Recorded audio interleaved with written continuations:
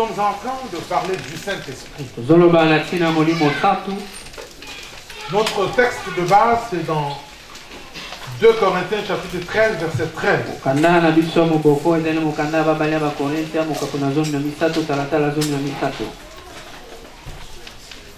2 Corinthiens 13, 13.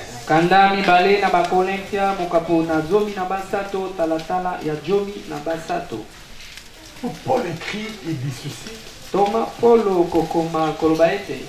Que la grâce du Seigneur Jésus-Christ, l'amour de Dieu et la communion du Saint-Esprit soient avec vous tous. C'est une dernière salutation que Paul donne aux chrétiens de Corinthe pour dire que nous obtenons tout par grâce. L'amour de Dieu, Dieu nous aime. Mais que tout ce qui englobe l'amour de Dieu, tout ce que nous obtenons par grâce, nous avons besoin des moyens de transport, la communion du Saint-Esprit. Amen. Quand on est en communion avec l'Esprit de Dieu, nous obtenons tout par grâce. Et du fait que Dieu nous aime. Donc comme Dieu nous aime, il y a beaucoup de bénédictions. Mais nous devons être en communion avec le Saint-Esprit.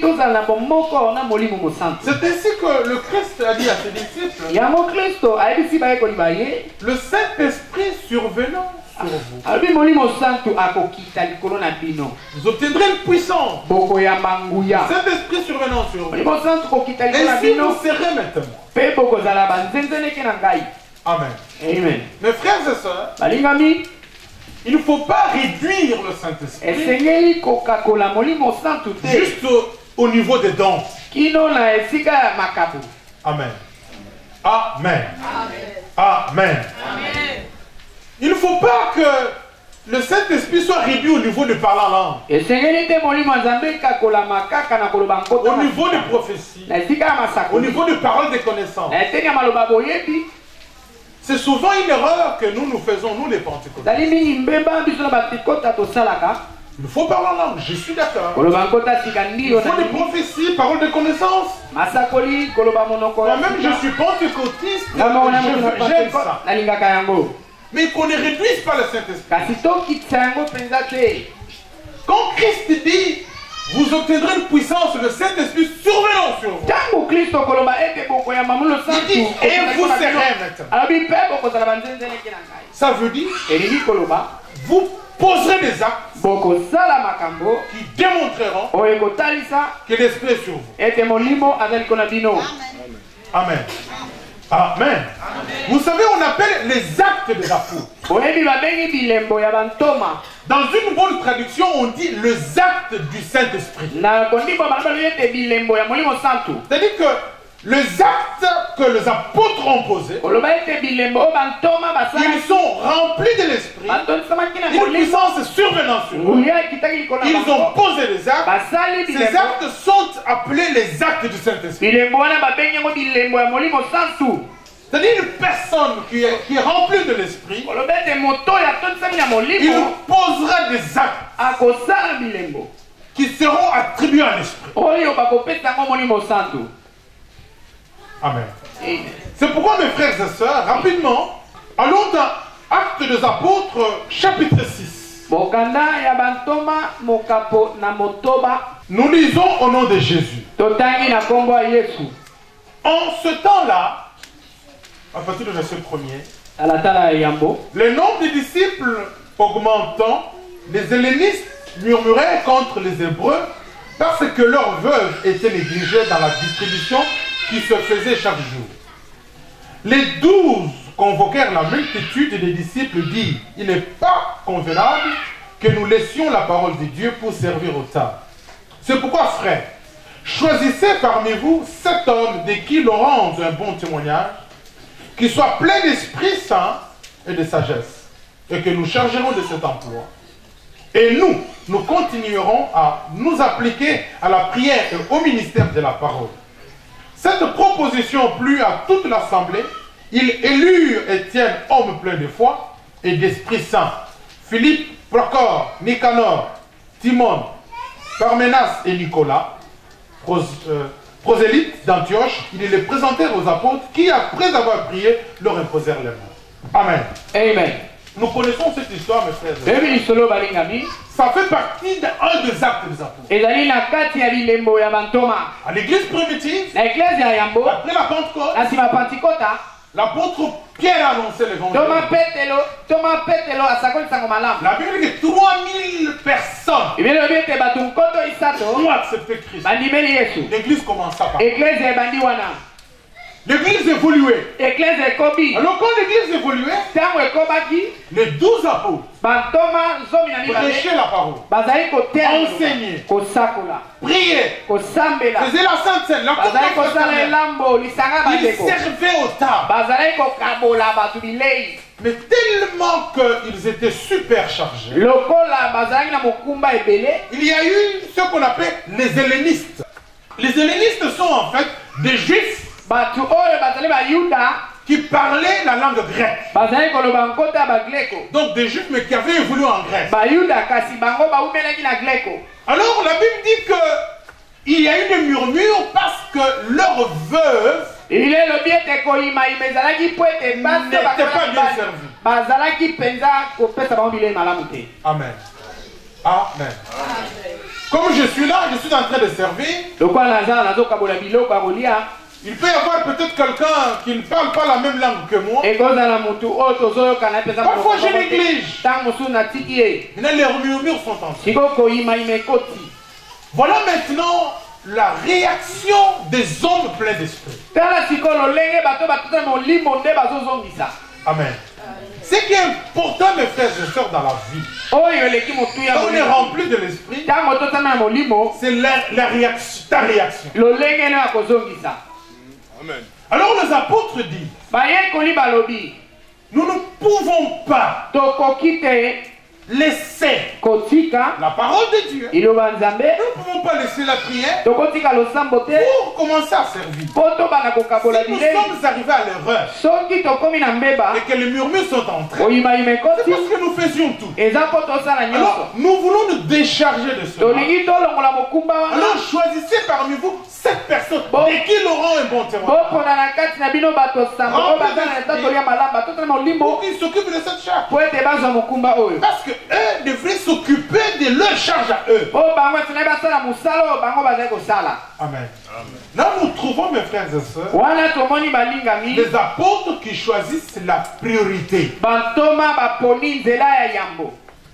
La première chose, mes frères, tu dois savoir choisir qu'est-ce qui est prioritaire dans ta vie. Tu es rempli de l'esprit, non pas pour toucher à tout. Tu es rempli de l'esprit pour choisir dans ta vie qu'est-ce qui est prioritaire. Vous savez, il y a beaucoup de choses dans nos vies qui bouffent notre temps. Nous passons beaucoup d'années, nous n'obtenons rien parce que nous ne savons pas qu'est-ce qui est prioritaire. Amen. Nous sommes là aujourd'hui. Demain nous sommes là-bas. Mais finalement, tu es où? Qu'est-ce qui est prioritaire dans ta vie? Très important. C'est qu'il est prioritaire pour lui, n'est pas nécessairement prioritaire pour moi. La première chose, mes frères, la Bible dit que cherchez premièrement les royaumes des cieux. Pour nous tous, ça c'est prioritaire. Chacun doit d'abord, en première position, ce n'est pas sa femme, ce n'est pas son mari, ce ne sont pas ses enfants. D'abord c'est Dieu. Amen. Amen. Alors les apôtres se rendent compte que nous avons cette charge d'enseigner. Nous ne pouvons pas laisser ce. C'est ça notre priorité pour les gens. Alors vous choisissez pour que les gens s'en occupent. Aujourd'hui ce n'est plus le cas. Amen. Amen. Amen. Est-ce que tu sais au moins ce qui est prioritaire dans ta vie? Amen. Amen. Amen. Il y a des gens qui n'ont rien de prioritaire dans leur vie. Même s'ils ne s'occupent pas de Dieu, mais leur vie tous les jours. Vous savez, quelqu'un peut rester à papoter, à parler des heures et des heures, et bouffe le temps.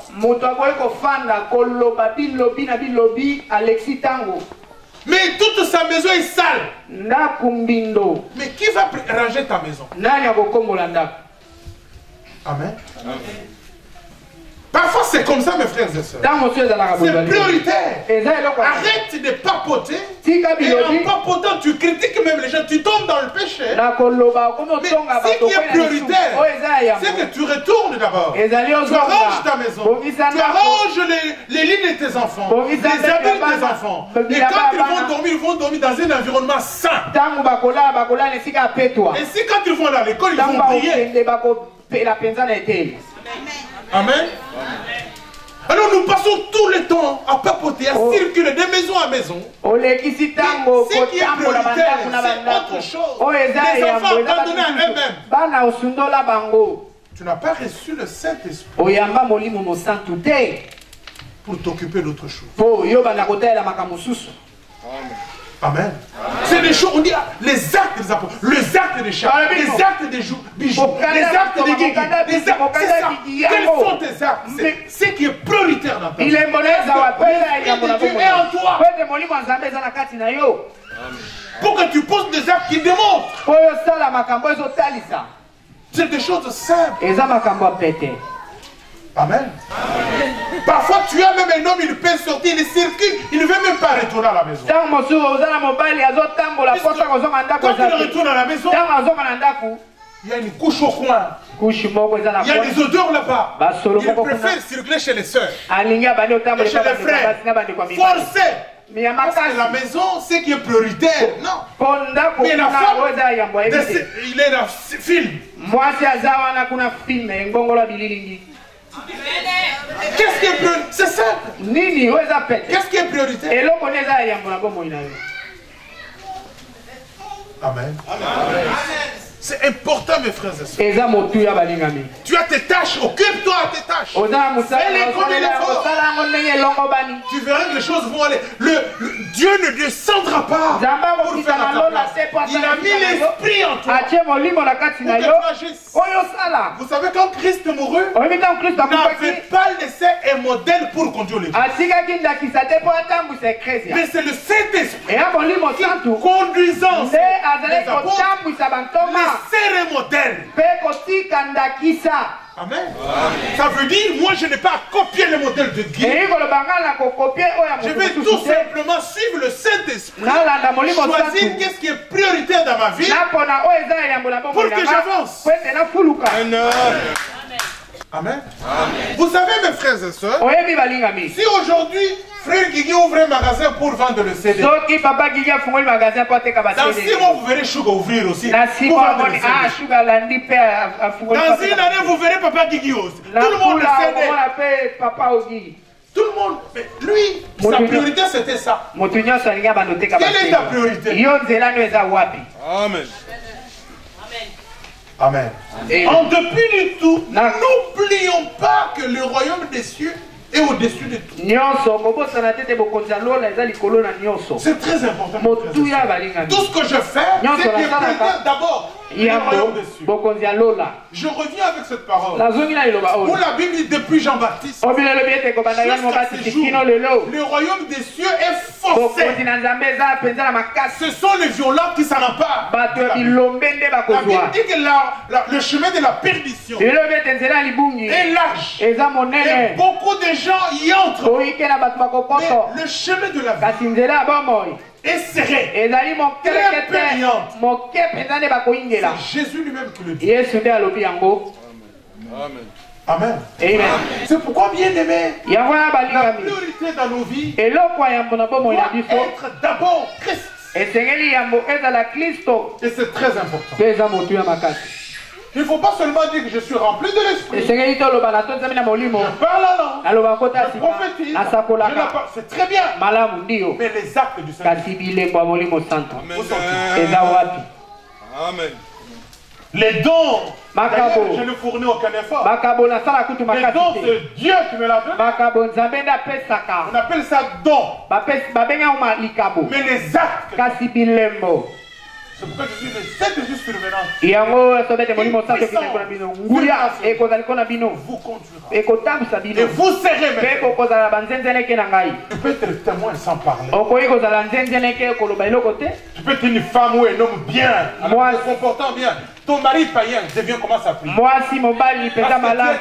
Mon mari mon pagan abongoli motema posa nzenzeneke. Parfois, tu peux te poser la question. Les actes que je pose éloigne mon mari de Christ ou l'approche de Christ.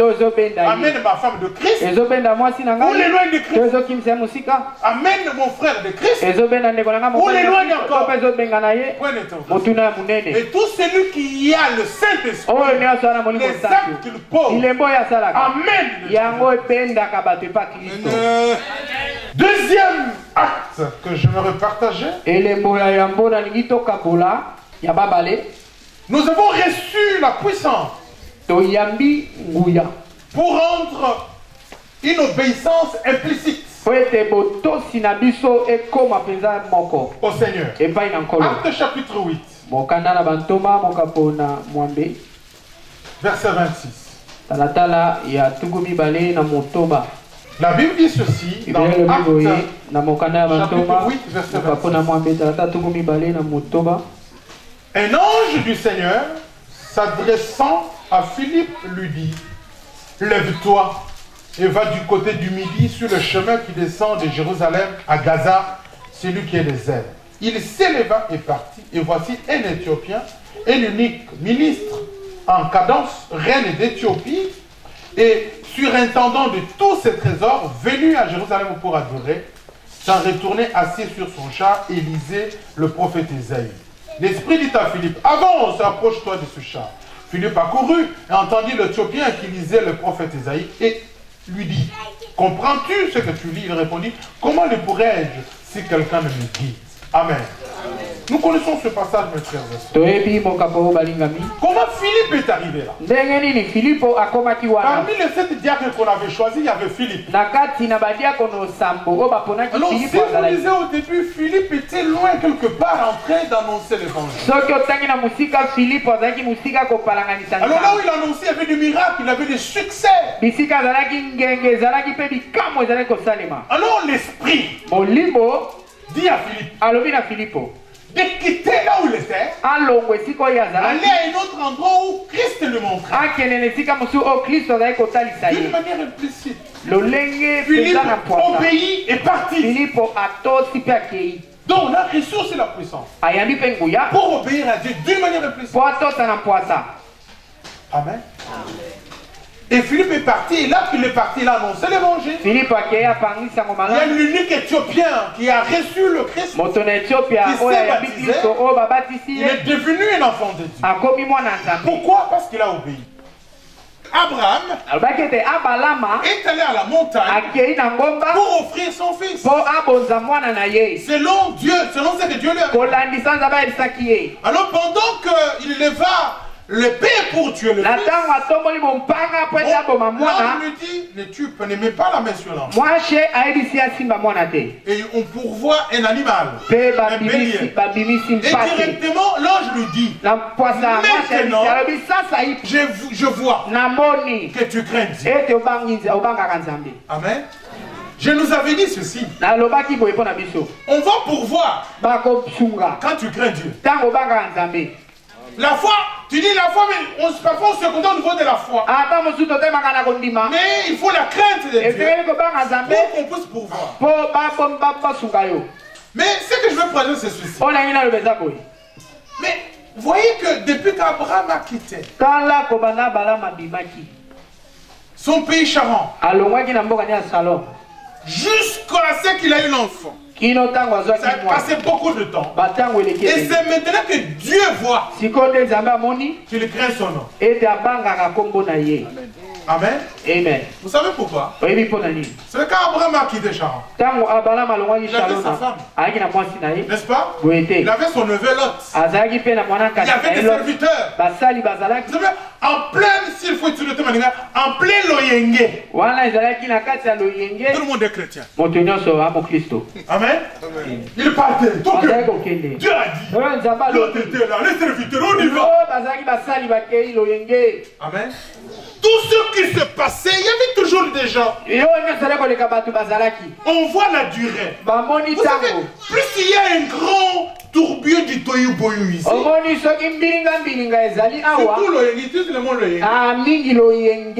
tout le monde est chrétien. Amen. Amen. Maintenant Dieu. Amen Abraham. Maintenant ce n'était plus, la femme n'était plus là. Les serviteurs sont restés au bas de la montagne. L'autre séparé. Il se retrouve maintenant seul avec Dieu. Et Isaac qui devrait être prophète. Va-t-il obéir ou pas? Bien aimé. Nous pouvons tous venir à l'église. Nous pouvons prier. Tu peux te renseigner. Je peux t'encourager, mon enfant. Il faut servir que c'est bien. Mais pour que Dieu voit que tu es son homme, c'est quand il va t'amener tout seul. Il te dit maintenant, fais ce que je veux que tu fasses. C'est là qu'on verra l'obéissance implicite. Quand tu le feras, c'est là que Dieu dit, je vois maintenant que tu crées mon nom. Amen. Tout ce que tu fais ici, ça peut... Vous savez comment vous êtes un pasteur, papa, vous m'encouragez. Là, je fais. Mais craindre Dieu, c'est quand Dieu va m'amener seul. Il dit maintenant, chat, tue-le. Et je prends pour tuer. Maintenant, tu obéis, je vois que tu crées mon nom. Amen. Et on a reçu l'esprit pour qu'à cette épreuve, nous puissions obéir et réussir. Amen. Amen. Venir à l'église, c'est bien, il faut. Parfois, quand tu es absent, je t'appelle, Yeshua, tu n'es pas venu pourquoi? C'est bien. Mais il y aura un moment où même Maman Sephora ne sera plus. Tu es quelque part, si tu te trouves seul, tu dois agir. Tu dois suivre Dieu ou moi-même. Même Bibiche ne sera pas là. Tout seul. Et Dieu amène chacun. Amen. Dieu amène chacun. C'est comme ça avec Dieu. Amen. C'est là que je reviens, je dis, depuis Jean-Baptiste jusqu'à aujourd'hui, le royaume des cieux est forcé. Ce sont les violents qui s'en emparent. Ne prie pas cette parole. Le jour où tu seras devant cette épreuve, sache que le royaume des cieux est forcé. Ce sont les violents qui s'en emparent. Il faut que je fasse violence. Amen.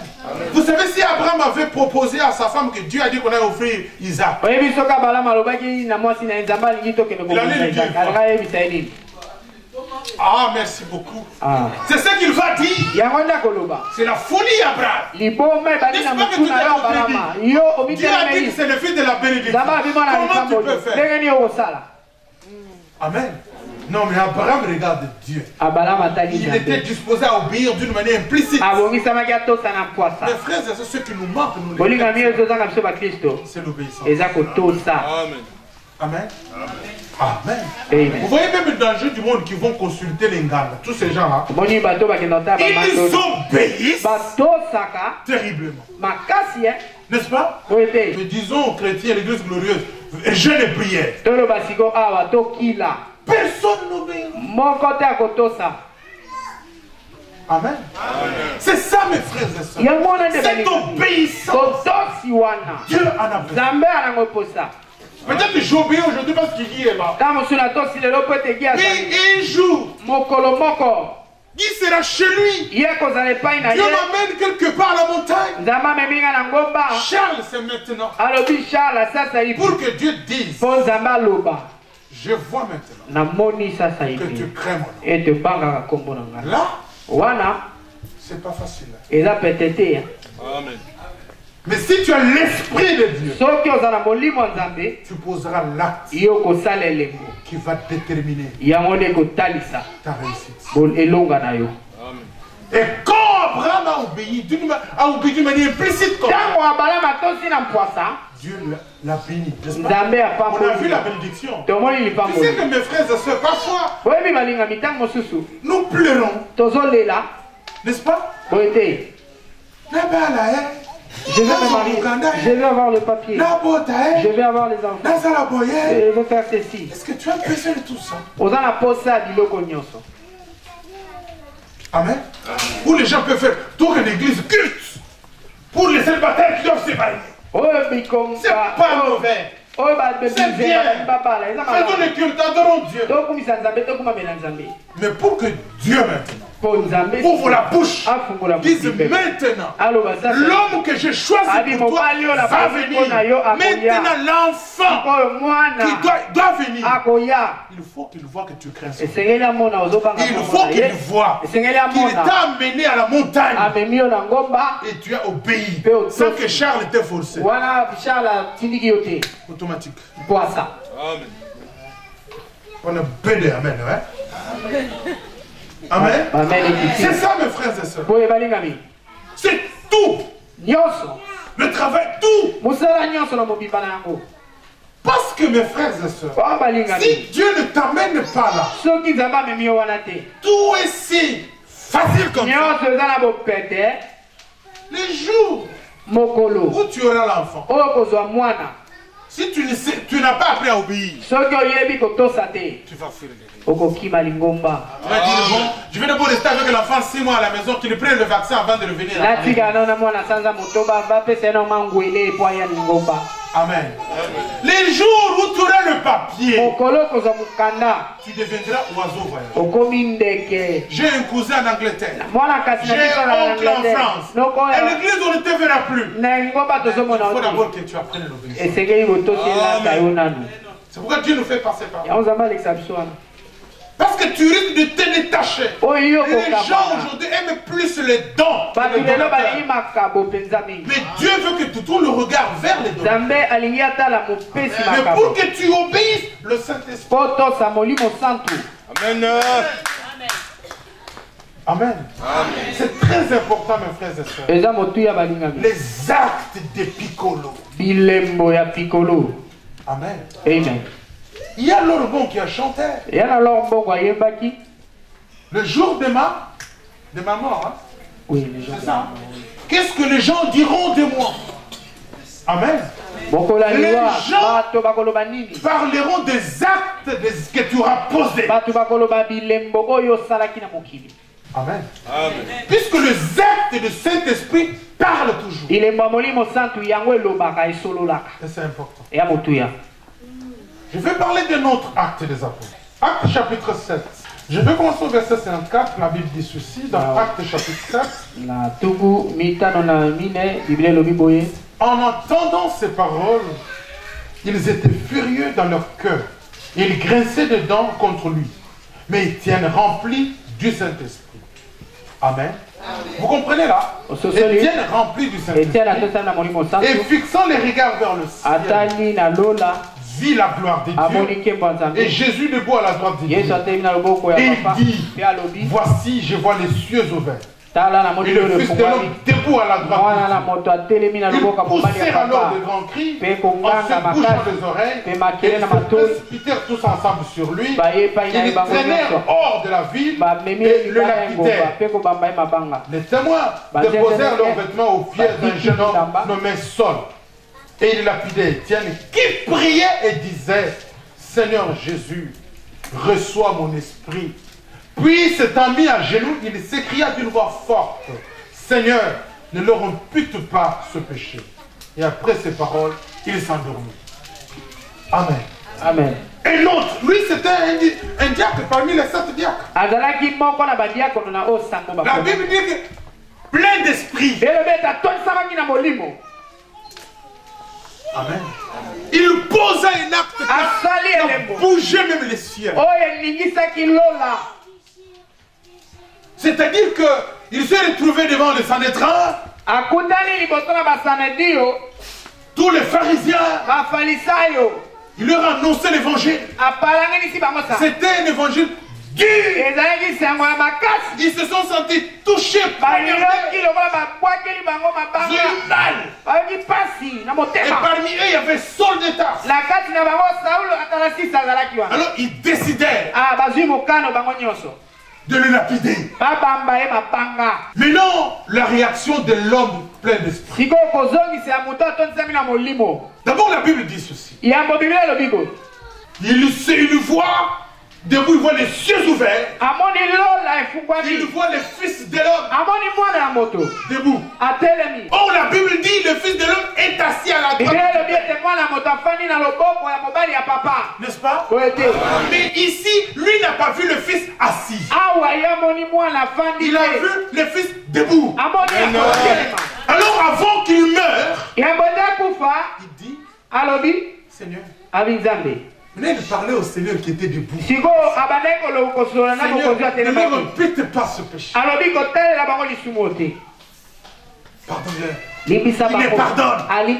Ça, c'est un acte d'un homme rempli de bien. On te tue. Douleur. Mais tu pardonnes. Ah, mais il faut être rempli de l'esprit. Et la Bible dit, vous savez pourquoi le Seigneur était debout? Parce qu'Étienne n'était pas n'importe qui. C'est quelqu'un de très important, rempli de l'esprit. Alors il s'est levé pour le recevoir dans le cœur. Vous savez bien, les hommes pleins d'esprit, c'est des hommes capables, s'il y a eu la douleur atroce, mais ils sont capables de pardonner. Amen. Le mot pardon. Il y a des gens qui disent, je peux tout pardonner. N'est-ce pas? Sauf ça. Mais la Bible dit, priez même pour ceux qui vous maltraitent. Faites du bien à ceux qui vous maltraitent. Pour arriver là, il faut l'esprit. Si quelqu'un dit tout sauf ça, comprenez que l'esprit, il a une colonne de l'esprit. Puisque moi, Charles, tout seul, je ne saurais pas. J'ai des sentiments de haine. Amen. Mais quand l'esprit habite, quand je dis ce n'est plus moi qui vis, c'est Christ, il lave les sentiments de haine. Quand cela arrive, je pardonne. Amen. Et il y a des gens qui sont capables. Je suis capable de pardonner Papa Ogi facilement. Mais ma femme à la maison, ennemi juré. Il y a des gens comme ça. Amen. Ça veut dire quoi? Ça veut dire le pardon que j'accorde à Papa Ogi, c'est un pardon fanfaron. Si c'était un vrai pardon, que je pardonne d'abord ma femme. Amen. Amen. Amen. Il y a des gens aussi qui sont capables de pardonner leur mari. Il commence à traiter son mari en fonction de l'acte posé. Il commence à vivre son mari avec le terme keba keba. Vous comprenez? Ah, Naza et Kenge tout. Ce n'est pas une histoire de chrétien, c'est une histoire de pardonner. Et nous continuons la vie.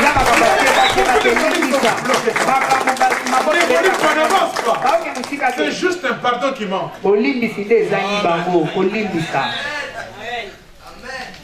Amen. Amen. C'est comme ça que nous sommes, hein? Keba Keba.